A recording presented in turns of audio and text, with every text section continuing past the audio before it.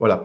Bonsoir à tous, bonsoir à toutes. Bienvenue sur la chaîne Mysteria TV, la chaîne de l'infini, pour vous retrouver pour ce nouveau numéro en ce jeudi soir. Très heureux de vous retrouver. Alors ce soir, je reçois une hôte de marque, en Oula. l'occurrence. Je reçois Elisabeth de Caligny. Donc bonsoir Elisabeth. Eh bien, bonsoir. Je suis ravie de venir pour la première fois chez vous. On est très heureux de vous accueillir en tous les cas. Donc, quelques mots sur vous, peut-être, Elisabeth. Donc, vous êtes conteuse et conférencière. Ce soir, le titre de la conférence sera Les enfants mystérieux. Donc, vous êtes conteuse et conférencière dans l'âme. Vous vous passionnez pour tout ce qui relève du mystère et de l'étrange.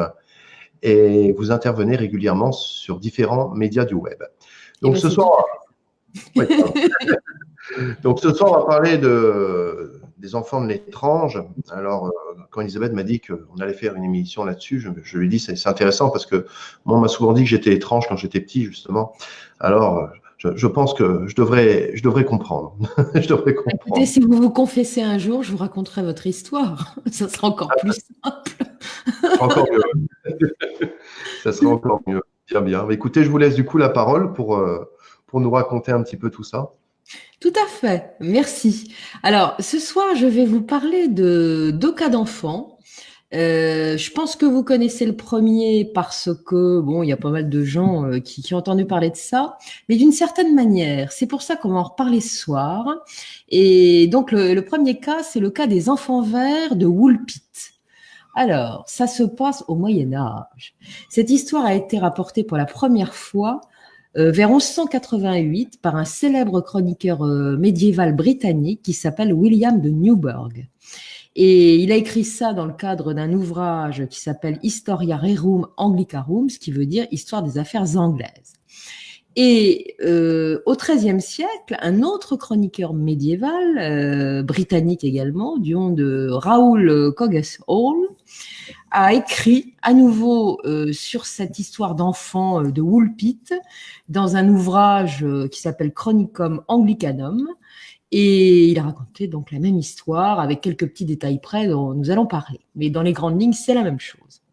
Alors, il y a une particularité, c'est qu'aucun de ces deux personnages n'a été le témoin direct de cette étrange affaire. Raoul de Coggeshall prétendra l'avoir tenu d'un aristocrate local de Woolpit qui s'appelle Sir Richard de Colne, qui aurait donné refuge à ses deux enfants, tandis que William de Newburgh dira les avoir écrits sur la base de sources fiables, sans les citer toutefois. Et l'histoire se serait passée, en fait, au milieu du XIIe siècle.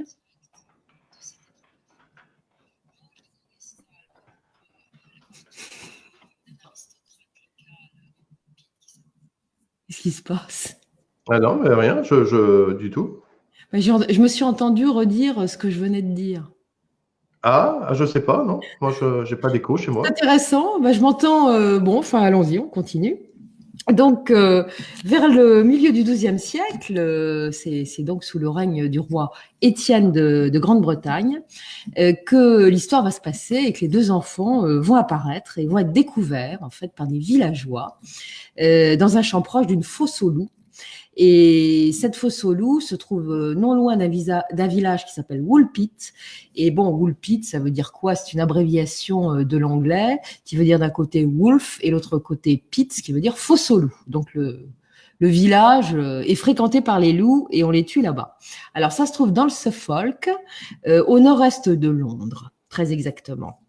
Alors, Woolpit, c'est déjà un territoire un petit peu particulier parce que, en dehors du village, il y a beaucoup de pèlerins qui viennent parce qu'en dehors du village, il y a une source miraculeuse qui a une vertu particulière qui est celle de guérir les maladies des yeux. Donc, il se passe déjà des phénomènes un petit peu particuliers dans le coin. Si l'on s'en tient au texte de William de Newburgh, qui est le plus connu et qui a été repris, et je vous dirai par qui après, un petit peu plus tard. La découverte de ces enfants a été faite durant l'été puisque c'était des moissonneurs qui les ont vus arriver. Ils étaient donc en train de moissonner quand ils ont vu ces enfants surgir brusquement d'une fosse aux loups. Et il s'agissait d'un petit garçon et d'une petite fille. Ils avaient l'air d'être des frères et sœurs a priori, ce qui semble être le cas probablement. Mais ce qui a choqué ces braves gens, c'est qu'en les regardant de près, ils étaient tout verts. Ils avaient la peau verte, vous imaginez. Ça, c'était le premier choc, mais il y en a eu un second. C'est qu'ils étaient vêtus d'une certaine manière.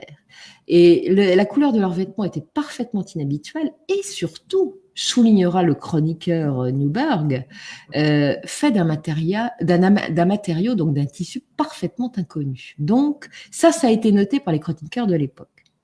La petite fille avait l'air plus âgée que son petit frère. Et ils ont compris tout de suite qu'en interrogeant les enfants, eh bien, aucun des enfants ne comprenait ce qu'on leur racontait. Eux parlaient de leur côté dans une langue absolument incompréhensible de ces braves gens, donc c'était un dialogue de sourds. Alors, comme on ne sait pas quoi en faire et qu'on est quand même un petit peu angoissé, eh bien, on va les amener au seigneur local qui s'appelle Richard de Colne, qui lui va prendre la décision de les garder avec lui et de les élever. Alors, tout au début, évidemment, on leur donne à manger, sauf qu'ils ne veulent pas manger. Mais rien à faire, tout ce qu'on leur présente, même du pain, ils n'en veulent pas, ils ne mangent pas du tout. Alors bon, ces braves gens sont quand même très angoissés parce que les jours passent et les enfants ne mangent pas. Et puis un jour, ils sont dans la cuisine et on met sur la table de la cuisine des haricots fraîchement cueillis. Et alors, il y a les tiges, il y a les gousses, mais les gousses ont été ouvertes puisqu'on a enlevé les fèves qui sont à l'intérieur. Et les enfants prennent ça, alors ils examinent les tiges et tout, puis ils regardent à l'intérieur des gousses et ils se mettent à pleurer, visiblement parce qu'il n'y a rien à manger. Et là, on comprend. Donc, on va leur offrir les haricots qu'on a sortis des gousses, les fèves. Et là, ils vont manger. Et c'est uniquement ce qu'ils vont manger. C'est-à-dire que pendant des mois, ils ne vont manger que ces haricots crus en plus. Hein. Vous voyez, des haricots blancs crus. Et petit à petit, un jour, ils vont se décider à manger du pain. Mais ils vont mettre un temps absolument infini à absorber une nourriture normale, ce qui est quand même assez stupéfiant de la part d'enfants à cette époque-là. Ça surprend les gens, évidemment. Et on va s'apercevoir, au bout d'un moment aussi, d'une autre étrangeté, c'est que leur peau va perdre sa couleur verte et ils vont devenir tout à fait normaux. Ils auront une carnation de peau comme tout le monde. Alors, évidemment, au début, on cherche à savoir d'où ils viennent, qui ils sont. Ils ne s'expriment pas en anglais. On va décider aussi de les baptiser au cas où on est très croyant à l'époque, très pieux. On ne rigole pas avec ça. Donc, on va baptiser les deux enfants. Et ça y est, ça recommence. J'ai le retour de moi. Ouais, je sais pas, ouais, c'est étrange parce que chez moi, il n'y a aucun écho, mais il n'y a que des fois, en fait, où ça le fait, en fait. Bon, je continue, c'est fini. Donc, on va leur donner le baptême. Et un peu après la cérémonie, le pauvre petit garçon, hélas, va décéder brutalement d'une maladie foudroyante, probablement une maladie d'enfant. Et à l'époque, ça ne pardonnait pas. Une simple rougeole pouvait tuer. Raoul de Coguestal, donc le chroniqueur médiéval, va dire que un peu avant la mort du petit, les deux enfants auraient appris l'anglais, l'auraient compris et auraient été capables de s'exprimer. Celle de William de Newberg diffère un petit peu, puisqu'on dit que le petit garçon n'a jamais pu s'exprimer en anglais, et c'est la petite fille, finalement, qui va relater leur histoire. Et c'est ainsi, et par la petite fille, que l'on va savoir que ces enfants, ou du moins ce qu'elle dira, c'est de venir d'un pays qui est éclairé en permanence par une lumière crépusculaire. Selon William de Newburgh, qui est le seul à le mentionner, ce pays qu'aurait mentionné la petite fille s'appellerait le pays de Saint-Martin. Et voilà ce qu'elle aurait dit exactement. Nous sommes des peuples de la terre de Saint-Martin, lequel dans notre pays est tenu dans la plus haute vénération. Donc on adore Saint-Martin chez eux. Quand on va leur demander comment ils sont arrivés jusqu'à Woolpit, ils vont répondre qu'un jour, alors qu'ils gardaient les troupeaux de moutons de leur papa, ils auront entendu un son puissant qu'ils compareront à celui des cloches de l'abbaye d'Edmund, qui est pas très très loin du village de Woolpit. Et donc, ils entendent ce son, ils se demandent ce que c'est, et dans l'instant, ils vont se retrouver dans la fosse aux loups, qui est juste à côté de Woolpit, en Angleterre. On va leur demander quelles sont leurs croyances, évidemment, c'est très important, la religion à l'époque. Croient-ils au Christ? Leur roi était-il chrétien? Priait-il le soleil? Et voilà ce qui va être répondu. Notre peuple ne vénère pas le soleil, dont les rayons donnent peu de lumière sur notre terre. Il n'y a que le crépuscule, comme avant votre aube ou après votre coucher de soleil. Bien que vous voyiez une terre un peu lumineuse, pas trop loin de la nôtre, non, bien que vous soyez d'une terre un peu lumineuse, pas trop loin de la nôtre, et séparée de nous par une rivière très large. Qu'est-ce que ça veut dire? On ne sait pas. Voilà ce qu'ils ont dit. En tout cas, la jeune fille, la petite fille va grandir, va devenir une jeune femme. Elle est comme les autres physiquement. Elle a rien qui diffère des jeunes filles de son âge, sauf que elle a un comportement de dévergondée. Elle est même licencieuse, ce qui fait que tout le monde la regarde de travers parce qu'elle saute sur tout ce qui bouge, soyons clairs. Donc, on va lui trouver probablement mari, à moins qu'elle ne l'ait trouvé toute seule. Si bien qu'elle va se marier à un homme qui vit à King's Lynn, qui est une petite ville qui se trouve à 60 km au nord de Woolpit. Et Raoul de Coggeshall dira qu'elle vivait toujours, au moment où il a écrit sa chronique, dans cette petite ville, qu'elle n'était pas encore décédée. Le récit de ces chroniqueurs médiévaux va rester extrêmement confidentiel pendant très longtemps. Cela va ne refaire surface, cette histoire-là, qu'au XIXe siècle, et il va en être parlé qu'au XXe siècle. En fait, ça va revenir sur le devant de la scène en 1936, à la suite d'un roman philosophique qui va être publié par un certain Herbert Reed, qui est un Anglais, et il va appeler ça The Green Child. Et ça a été écrit effectivement sur la base des deux récits des chroniqueurs médiévaux. Mais autant le dire, ça a été très romancé et l'histoire qu'il a sortie était extrêmement éloignée de la réalité et de la base des chroniqueurs. Et puis, en 1965, vous allez avoir un autre auteur qui s'appelle John Maclean, qui doit être anglais lui aussi, qui va publier un roman titré Strange Destinies et qui raconte l'histoire d'enfants verts.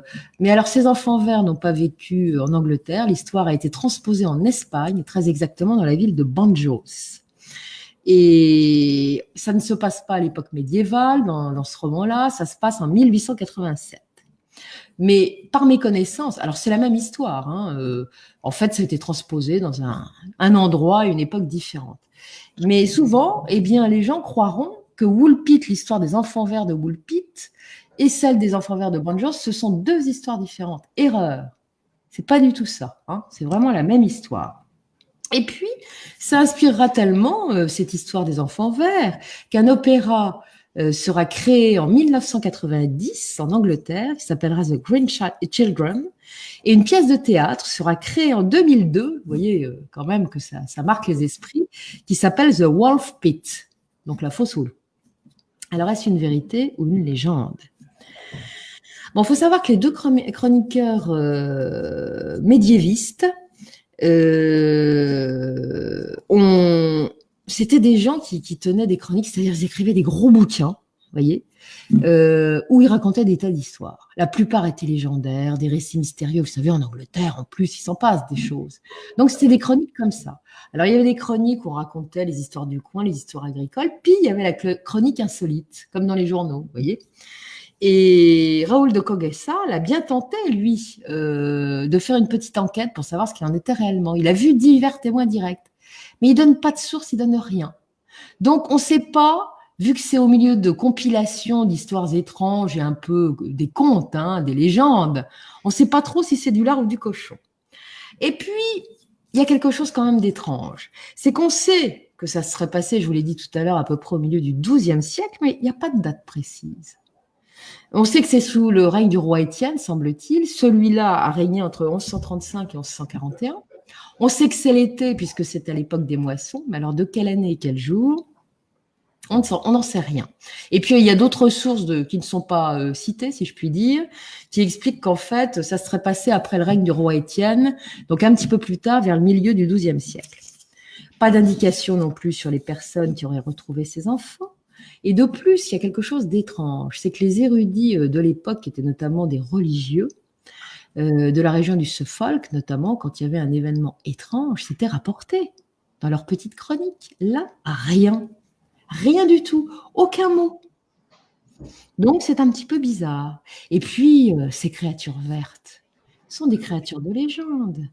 À cette époque-là, on parle, tout ce qui se rapporte à la mort, d'ailleurs, est vert. Et ça vient des mondes souterrains.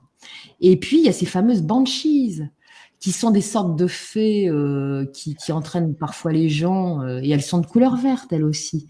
Donc, ça a été à l'origine de légendes. Est-ce que ça ne serait pas une légende améliorée pour avoir l'air d'être une réalité? On n'en sait rien du tout. Vous avez un autre personnage qui va s'intéresser à cette histoire au XIIe siècle, qui s'appelle Giraud de Bari. Et lui, il va conter une histoire un petit peu différente, mais qui ressemble beaucoup. C'est l'histoire d'un gamin qui aurait été battu par un employeur, hein, parce que les enfants travaillaient à l'époque. Et ce gamin, en s'enfuyant pour fuir les violences de son maître, aurait croisé en chemin 2 enfants. Enfin, pas 2 enfants. Il dirait que c'était des créatures de petite taille. Et il dira que ces créatures l'ont emmené dans un autre monde en passant par un tunnel souterrain. Et que quand il serait ressorti dans cet autre monde, eh bien, il aurait la surprise de découvrir qu'il n'y avait pas de soleil, mais uniquement une lumière crépusculaire, comme celle qui a été décrite par les enfants verts de Woolpit. C'est quand même assez étonnant, cette histoire-là. Mais bon, il n'y a pas de certitude sur rien du tout. Alors, pour ce qui est de la réalité, vous avez des médiévistes contemporains, c'est-à-dire de notre époque, qui sont penchés sur ces histoires de légendes. Il y en a un qui s'appelle Jeffrey Cohen, qui a rapproché cette histoire d'enfants verts avec le passé ethnique de la Grande-Bretagne.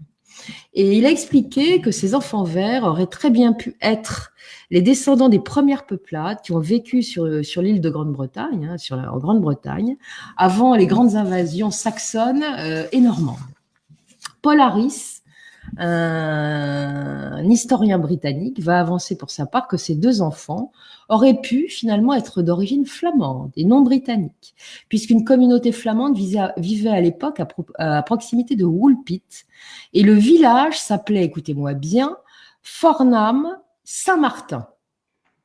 Donc voilà, les villageois de Woolpit, si les enfants parlaient en flamand dans leur langue maternelle, évidemment, les gens ne comprenaient rien.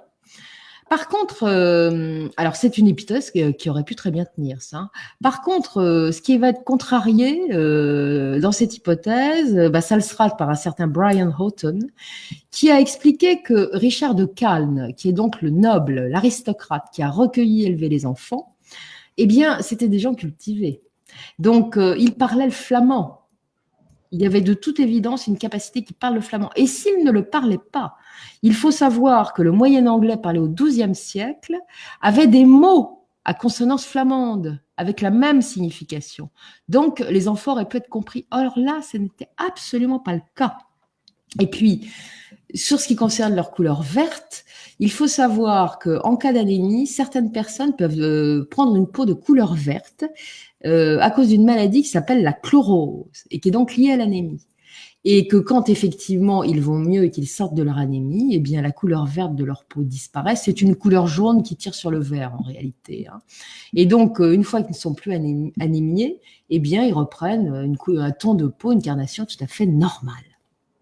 Alors, de nos jours, certains croient encore à la réalité de cette histoire. Et notamment, il y a un chanteur populaire du Suffolk qui s'appelle Bob Roberts, qui dans les années 78 a fait moult déclarations sur ces enfants de Woolpit en disant qu'ils avaient bien existé. Il a bien mené son enquête dans le village, parce qu'on lui a dit qu'il y avait des descendants de ces enfants-là à Woolpit. Sauf que, personne ne lui a jamais donné d'indication. C'est tout à fait gratuit comme explication. Et la rumeur finale, évidemment, c'est elle qui est le plus en vogue, et notamment depuis quelques années, c'est la rumeur voulant que ces enfants de Woolpit soient des extraterrestres. Alors, il faut savoir qu'à partir du XVIIe siècle, vous avez un certain évêque qui s'appelle Francis Godwin, qui, dans un ouvrage publié en 1620, intitulé The Man in the Moon, a évoqué les habitants de la Lune. Et il avait avancé, ce monsieur, cet évêque, que les enfants de Woolpit, il connaissait la légende médiévale, auraient pu provenir de la Lune. Et puis, dans un autre ouvrage publié 1 an plus tard, par un certain Robert Burton, eh bien, ce Robert Burton dirait exactement la même chose, que les enfants auraient très bien pu venir du ciel. Mais celui qui va remettre la sauce Woolpit à la mode, c'est Jacques Bergier. celui qui a coécrit le Matin des magiciens. Il va notamment publier en 1975 un bouquin qui s'appelle Les extraterrestres dans l'histoire. Il va évoquer clairement le cas des enfants de Woolpit en racontant deux choses. La version écrite sur les enfants de Banjos et surtout, il va reproduire dans son livre le texte intégral de cette histoire écrite par le chroniqueur médiéval William de Newburgh. Voilà. Donc, pour lui, sans qu'il fasse, il a pas fait de commentaires particuliers. Mais enfin, il les a quand même cités dans ce bouquin, vous voyez, qui était consacré aux extraterrestres dans l'histoire. Ce qui voulait dire qu'il supposait une origine extraterrestre à ses enfants. Plus récemment, en 1996, vous allez avoir un certain Duncan Lunnan qui a écrit dans une revue, dans un magazine, et qui a suggéré que ses enfants auraient pu provenir d'une planète en orbite synchrone autour de son Soleil. Et alors, synchrone, ça veut dire quoi? C'est que cette planète ne tourne pas. Elle présente toujours la même face au Soleil et la même face est toujours dans l'ombre. Et pour lui, ses enfants auraient pu vivre sur une planète comme ça, mais ils auraient vécu sur la délimitation de la planète où il fait ni très chaud ni très froid. Et il aura avancé sans aucune preuve et aucune démonstration d'ailleurs que ces enfants auraient pu être téléportés sur la Terre à cause d'une technologie de téléportation qu'il y avait sur leur planète qui aurait dysfonctionné. Voilà. Que s'ils étaient verts, bah, c'est parce qu'il y aurait des plantes génétiquement modifiées sur leur planète qu'ils auraient mangé, ce qui leur aurait rendu la peau verte. Mais comme après ils auraient absorbé autre chose, ils auraient eu la peau normale. Bon, voilà ce qu'on en sait sur cette histoire de Woolpit et les différentes versions qui ont été données à travers les siècles sur cette histoire-là. Mais bon, de façon très courante, on les classe extraterrestres. Et tout le monde met ça dans les annales ufologiques quand on n'a pas la connaissance de la chose. Personnellement, je suis d'une prudence absolue sur ce cas d'enfant extraterrestre. Hein. Voilà. Je suis très réservée. Par contre, ce dont je vais vous parler maintenant, ça, c'est tout à fait autre chose. Et on n'est pas dans le cadre... on est dans le cadre d'une rencontre rapprochée, soyons clairs.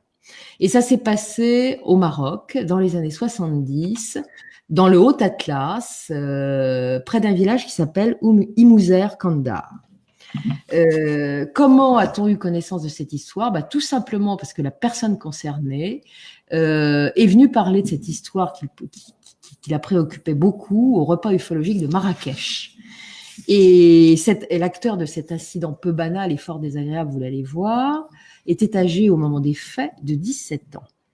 Il part avec ses parents en famille passer ses vacances dans le Haut-Atlas. Il y avait un village de vacances à Imouzer Kandar.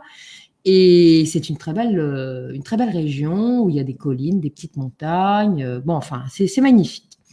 Et lui adore la nature, il adore se balader, il adore visiter les coins des environs. Et il y a une montagne assez particulière à côté du village. C'est une petite montagne, hein, c'est une région de moyenne montagne, mais qui attire toujours son regard. Et il rêve de l'escalader, cette montagne. Et il se dit un jour qu'il le fera. Et à la base de cette montagne, il y a un petit bois assez sombre, assez touffu. Et à chaque fois, il arrive au pied de la montagne et il se décide pas. Il renonce et il retourne au village. Et ça le turlupine. Et finalement, un beau matin, il finit par partir en vadrouille et il commence à grimper. Et il va arriver assez vite sur un petit plateau où il va repérer une très large crevasse. Et à ce moment-là, sa surprise va être totale puisqu'il va tomber sur un groupe d'enfants qui sont accroupis en cercle et qui semblent observer attentivement quelque chose sur le sol. Juste au moment où il arrive, il se disperse comme une volée de moineaux. Il aura juste le temps d'apercevoir le visage de ses enfants qui va vraiment le surprendre puisqu'ils sont froids. Ce ne sont pas des enfants souriants. C'est comme s'ils avaient le masque. Ils sont glaciales, hein, une expression glaciale. Et puis pas un mot. D'habitude, ils parlent quand même les enfants. Surtout au Maroc, les mômes, ils sont volubiles comme dans tous les pays du Sud. Là, rien. Ça l'inquiète parce que en quittant l'endroit où ils étaient, ils se sont approchés du gouffre qui est très profond. Et puis, il va remarquer autre chose qui va l'intriguer. C'est que ces enfants sont venus les mains vides. On est en plein mois d'août, il fait une chaleur absolument accablante. Ils n'ont pas de sac, ils n'ont pas d'eau, ils n'ont rien. Et qu'est-ce qu'ils font là tout seuls? Et puis, c'est pas que ça qui est étonnant. C'est qu'ils sont habillés pas du tout comme les gamins du coin. Ils sont habillés très élégamment. Ils sont habillés à l'occidental. Ils ont des petites chemises recouvertes d'un petit gilet, des pantacourts, des petits pantalons, des sortes de bermudas, impeccables de propreté, pas un faux pli, rien. Propre. Il est intrigué. Et puis, il se dit, mais les enfants tout seuls comme ça dans la montagne, près d'un gouffre, ils ont entre 8 et 10 ans. Pas d'adultes à l'horizon. Il va leur demander, que faites-vous là? D'où venez-vous? Et voilà que l'un des gamins ne s'exprime pas du tout en langue locale. Il s'exprime en français. Et il dit, on vient de pas loin. Voilà que le jeune homme est bien surpris. Mais il les voit surtout de plus en plus se rapprocher dangereusement du gouffre. Et parmi elles, va y avoir une fillette. Et là, c'est encore inhabituel, parce que si ce sont des enfants du cru, les petites filles en 1970, à cet âge-là, elles restent avec leur maman à la cuisine, à la maison. Hein, elles ne sortent pas avec les garçons toutes seules. Bon, alors lui, il les voit se rapprocher de plus en plus du trou, il leur demande où ils vont, il leur dit que c'est dangereux ici, et puis il leur dit, mais qu'est-ce que vous fabriquez? Est-ce que vous voulez vous jeter dans le gouffre? Il y a un gamin, le gamin avec lequel il avait déjà eu plus ou moins, je dirais pas une conversation, mais un échange, il va lui répondre qu'ils sont venus là pour enlever ses choses. Il ne comprend pas. Et il lui dit, mais qu'est-ce que c'est que de quoi vous parlez? Et il va voir que de l'autre côté du gouffre, il y a une paroi rocheuse, verticale. Et le long de cette paroi pendent des sortes de filins. Mais des filins qui sont totalement inaccessibles. À moins de voler, évidemment. Mais bon. Et l'enfant, qui semble être télépathe, en tout cas qui a capté les pensées du jeune homme, lui dit, ne t'inquiète pas. Tu vas voir, on va jouer à un jeu. Je vais te défier et je sens que je vais gagner. Voilà le jeune homme bien intrigué, et il acquiesce au défi. Et le défi, finalement, c'est de lancer un caillou dans le gouffre le plus haut possible. Et il va voir l'enfant ramasser un caillou, se reculer et lancer, mais alors avec une force inimaginable vers le haut, le caillou. Mais qu'est-ce qui va se passer quand ce caillou va monter à la verticale? Eh bien, il va y avoir comme une sorte de son extrêmement sourd. Mais le pire, c'est que le caillou a l'air de brûler dans l'air. C'est-à-dire que non seulement il émet un son, mais il se calcine. Bon, il est un peu surpris, même très surpris et presque angoissé, et il va faire la même chose, puisqu'il a lancé un défi au gamin, et il va le jeter un caillou en l'air, comme l'eau, celui qui a été ramassé par le gamin. Sauf que son caillou... il tombe dans le gouffre, il fait clic, clic, boum. Il va réessayer 2-3 fois. Le gamin est mort de rire et lui dire qu'il n'y arrivera jamais. Par contre, les autres, ils sont là, ils regardent, ils sont silencieux. Et quand il va se retourner vers eux, il va les voir alignés. Et ils ont tous le même visage, des clones. Mais alors, parfait. Il est complètement stupéfait. Donc, il va rappeler le gamin en lui demandant ce qu'ils sont venus faire sur cette montagne. Le gamin ne va pas répondre. Et par contre, il va le questionner. Il va lui dire, et toi, qu'est-ce que tu fais là? Et le jeune homme va dire, je suis venu admirer le panorama.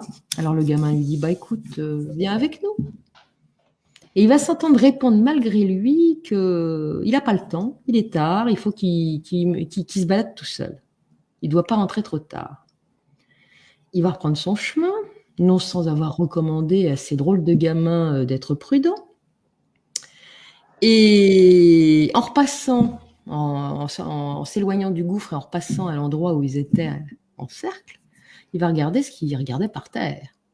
Et là, il va s'apercevoir qu'il y a un petit tas de cendres mélangées avec des plumes qui paraissent être des plumes de pigeons. Pas des os, pas des déchets, uniquement des plumes et des cendres. Il se demande ce que c'est et le voilà parti escalader jusqu'au sommet. Sauf qu'en route, il se retourne tout de suite, quelques minutes après. 2 minutes après, il se retourne pour voir où sont les enfants. Oui, sauf que le petit plateau où on a un dominant parfait et pas de recoin pour se cacher, il est totalement vide. Il se dit, est-ce qu'ils sont tombés dans le gouffre? Il n'a rien entendu. Il n'y a plus rien. Le voilà très intrigué. Il continue son escalade, mais très vite, il se rend compte qu'il y a quelque chose qui ne va pas. Il sent comme une présence à ses côtés, comme s'il était accompagné. L'ennui, c'est qu'il est totalement seul. Et cet accompagnement va se dérouler jusqu'au sommet. Et quand il arrive là-haut, il est vraiment paniqué. Il sait qu'il ne doit pas rester là. Il y a quelque chose qui lui dit dans sa tête qu'il doit s'en aller. Donc, il ne va pas du tout admirer le panorama. Il va cueillir 3-4 plantes pour quand il va redescendre, montrer à sa famille que c'est un héros et qu'il a été jusque là-haut. Et il va redescendre à fond les manettes, si je puis dire, la pente très escarpée. Quand il va arriver sur le plateau, celui-ci est toujours aussi désert. Et quand il arrive au village, il ne pique pas mot de son aventure, il la garde pour lui. Il montre simplement les plantes à sa famille en disant qu'il est monté en haut de la montagne. Et là, il ne va pas avoir les félicitations. Son père va lui passer un savon magistral, lui dire qu'il n'avait pas à monter là-haut, qu'il s'est échappé du village, mais que ça ne se reproduira pas, puisque de toutes les vacances, maintenant, il est interdit de sortie. Fini les balades en douce.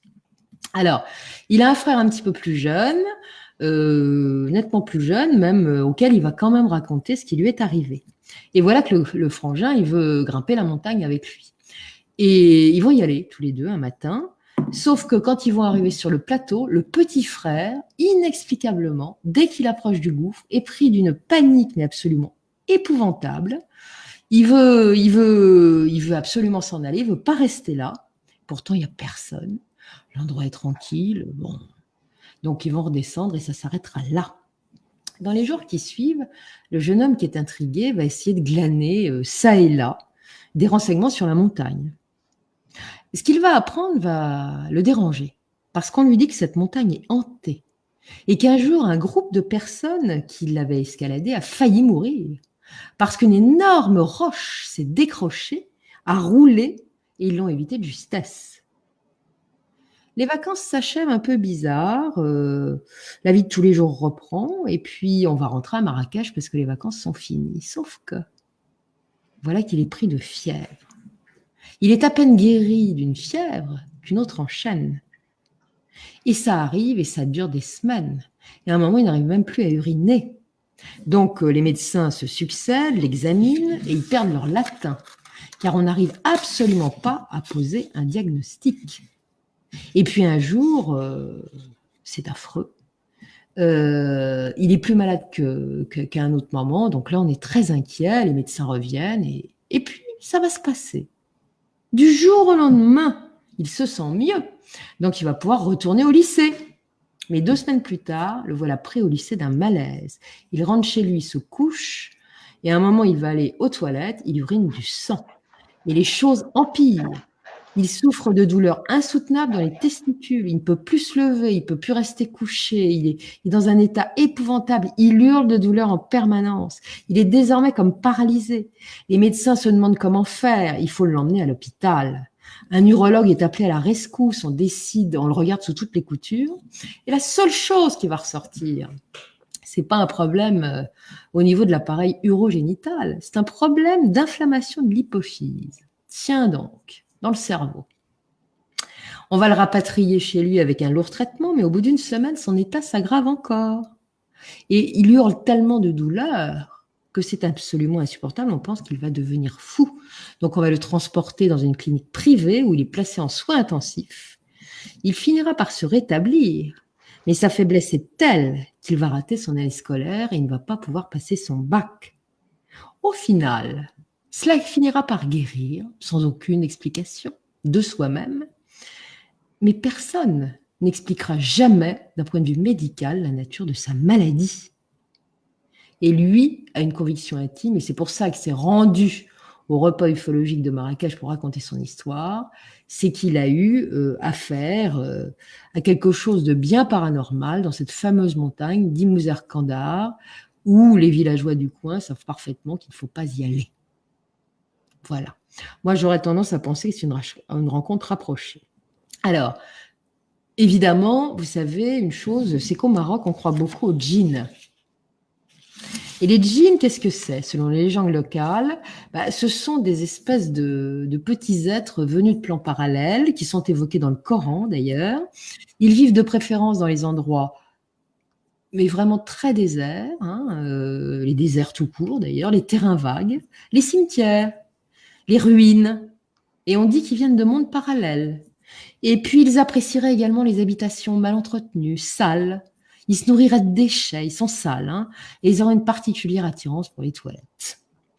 Ils auraient la capacité d'être multiformes, c'est-à-dire de prendre des formes différentes, même celles d'apparence humaine. Et il se dit d'ailleurs que quand ils seraient sous la forme humaine, ils seraient vulnérables. On pourrait les tuer. On pourrait en tout cas les blesser.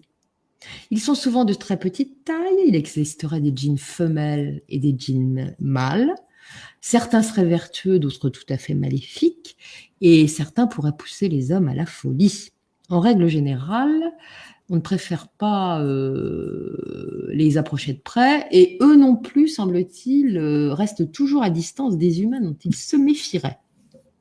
Et ils auraient une capacité tout à fait particulière, celle en l'occurrence de se déplacer très vite d'un point à un autre. Comme les petits-enfants. Hein, plus rien. De provoquer des visions aux yeux des hommes, que ces derniers prennent pour des réalités, ce qui leur permet de les manipuler. Et puis, ils pourraient prendre également l'apparence de figures sacrées, comme le prophète Mahomet, comme Jésus, comme la Vierge. Ça dépend à qui ils ont affaire. L'apparence de défunts également. Il est possible de les reconnaître toutefois parce que quand ils sont matérialisés, ils tiennent des discours absolument absurdes. Eh bien, écoutez, quand on y regarde de plus près, ces fameux djinns, ils ont souvent des capacités qu'on reconnaît à des êtres venus d'ailleurs. Celle d'être polymorphes, capacité d'invisibilité, déplacement accéléré d'un point à un autre, capacité de contrôle sur les cerveaux. Souvenez-vous l'invisibilité avec le gamin dans la montagne qui se sont suivis. Donc, depuis un temps, il y a des imams qui commencent à dire que le phénomène des djinns pourrait bien être lié au phénomène ufologique. Hein, voilà. En tout cas, ce jeune homme a subi par la suite des dérangements physiques graves qui l'ont fait souffrir le martyre, dont il est persuadé intimement que c'est lié à cette rencontre avec ses enfants. Moi, j'ai de toute évidence pour moi, c'est une rencontre rapprochée qui a mal tourné et qui a posé réellement un problème à ce jeune homme. Voilà. Donc ça, sont des histoires, vous voyez, très différentes, mais très mystérieuses, que j'avais envie, pour commencer, pour faire connaissance, de vous raconter. C'est un peu moins long que ce que je fais d'habitude, mais autant pas en rajouter trop dès le premier coup. Voilà. Non, non, mais c'est vrai que après, c'est vrai que c'est assez surprenant aussi. C'est assez surprenant. Ça donne pas trop envie d'aller en vacances au Maroc, du coup, d'après avoir entendu ça. Je serais plus prudente avec ce qui peut se passer dans certains coins du Maroc, mais pour d'autres raisons, vous voyez. À l'heure actuelle, mais par contre, le Maroc est une très belle région. Le Haut-Atlas, c'est absolument magnifique, que ce soit l'hiver ou ailleurs, enfin en été, c'est une très belle région. Et les Marocains, les villageois sont en général très accueillants. C'est très agréable. Mais enfin bon, voilà, il y a des deals, quoi. Par rapport à la première histoire, un petit peu, ce que ça fait un peu penser un petit peu à des orques aussi. Un petit peu les orques, on les voit un petit peu, que ce soit dans les contes, dans les légendes, comme des hommes un peu verts. Bon, sauf qu'ils ont des dents un peu particulières. Mais est-ce qu'on pourrait pas se dire que peut-être au-delà, peut-être que ce soit des enfants de la Lune ou peut-être des extraterrestres. Est-ce que ça serait peut-être pas non plus comme à l'époque, du moins, tout ce qui est orque, tout ce qui est troll, c'est plus apparenté un petit peu à tout ce qui est fantastique, mais également tout ce qui est Moyen Âge. Moins de notre époque, ce que je veux dire. Donc, est-ce que ça pourrait pas être ça aussi, peut-être? Écoutez, moi, ce que je pense, c'est que selon les régions, il y a des êtres différents et des créatures différentes. Ce que je pense vraiment, c'est que sur des plans parallèles qui sont très proches d'une autre, il y a des choses. Et que de temps en temps, pour une raison ou une autre, peut-être parce qu'on est un bon client, qu'il y a quelque chose de particulier ou parce qu'on a une capacité, on les voit. C'est tout. Et ils prennent une forme différente selon la culture des gens, selon un certain nombre de critères. Vous ne retrouverez pas des trolls dans le Haut-Atlas. Hein. Par contre, vous trouverez d'autres personnages, d'autres créatures qui porteront un autre nom et qui auront une apparence différente. Ils sont polymorphes. Oui, c'est vrai. Tous. Mais que comme les extraterrestres, qui n'en sont pas, à mon avis, mais qui sont des êtres interdimensionnels, ils sont polymorphes. Oui, Les voilà. vessies pour les lanternes, quand vous tombez là-dessus, vous voyez ce qu'ils veulent que vous faire voir, hein. C'est ça, et voilà, c'est surtout ça. C'est surtout ça, je crois qu'il faut retenir, c'est que il nous montre voilà, ce qu'on a envie de voir. C'est ça le problème. Et Enfin, non, plutôt ce qu'ils ont envie oui, que non, ce l'on qu'ils ont voit. envie, oui, voilà, ce qu'on a envie qu'on voit, tout à fait. Et par rapport à notre profil, quoi. Tout à fait. Voilà. Bah, merci beaucoup en tous les cas pour ces deux belles histoires d'enfants C'était avec mystérieux. plaisir. Voilà. J'espère que ça vous a plu. Bah ouais, non, non, très très bien. J'espère que ça vous a plu aussi. Enfin, visiblement, oui, vu les beaux commentaires qu'il y a. Euh, En tous les cas, j'espère qu'on pourra vous revoir peut-être d'ici la fin de l'année sur la Eh bon, chaîne. écoutez, je vous trouverai une petite histoire à vous raconter, vous inquiétez pas. Ça sera Voilà, avec c'est grand ça. plaisir, en tout cas. Merci.